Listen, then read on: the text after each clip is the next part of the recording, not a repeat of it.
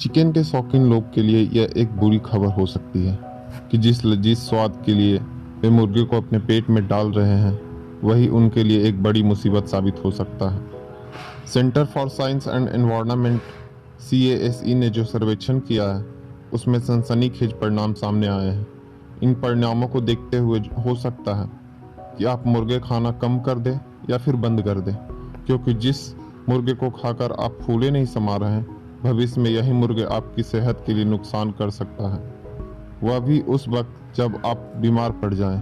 CASE के सर्वेक्षण में जो सनसनीखेज बातें सामने आई हैं, उसके मुताबिक पोल्ट्री फार्म में मुर्गे का वजन बढ़ाने के लिए उन्हें एंटीबायोटिक दवाइयाँ दी जा रही हैं।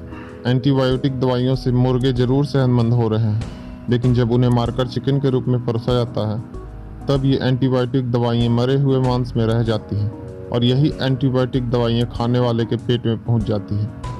बाद में इसका असर यह होता है कि इंसानी शरीर एंटीबायोटिक दवाइयों को पहले से आदी होने के कारण बाहर से ली जा रही दवा असर ही नहीं करती।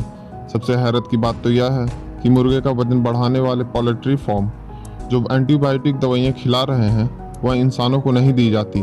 भारत में यह भी देखा गया है कि एंटीबायोटिक दवाइयाँ खुलेआम बिकती हैं, जिस पर कोई रोक टोक नहीं है। याद रहे कि 2006 से ही यूरोपीय संघ ने जानवरों की सेहत बढ़ाने वाली एंटीबायोटिक दवाइयों पर प्रतिबंध लगाया था। इसका सीधा मतलब यह है कि भारत में इंसानों की जान के साथ बहुत बड़ा खिलवाड़ किया जा रहा है। सरकार चाहे तो मुर्गे को दी जा रही एंटीबायोटिक दवाइयों पर प्रतिबंध लगाकर इस पूरे खेल पर अंकुश लगा सकती है। एक मोटे अनुमान के अनुसार भारत में पोल्ट्री फार्म का व्यवसाय 50 करोड़ रुपए के पार है। Centre for science and environment ने जो सर्वेक्षण किया था, वह दिल्ली और उसके आसपास के इलाकों का था।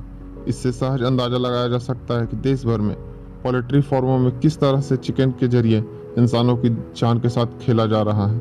विशेषज्ञों का मानना है कि पोल्ट्री फार्म में एंटीबायोटिक दवाइयां खाकर वजन बढ़े मुर्गों को खाने से पाले लोग इस बात से अनजान है कि मरे हुए मांस के साथ उनके पेट में एंटीबायोटिक दवाइयां भी जा रही हैं। यह भी संभव है कि जब इससे चिकन खाने वाले लोग जब बीमार हो तो एंटीबायोटिक दवाइयां उनके शरीर पर कोई असर नहीं करता।